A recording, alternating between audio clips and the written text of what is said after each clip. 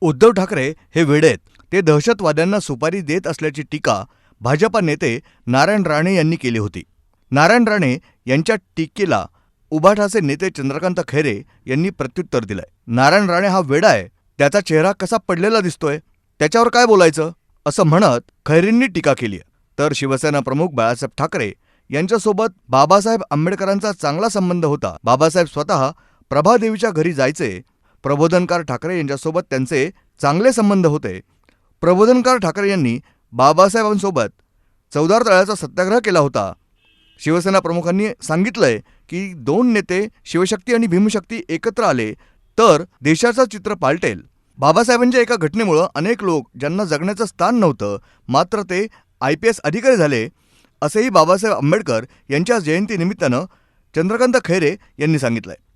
Bureau report, news desk, महानगरची lifeline, metro news.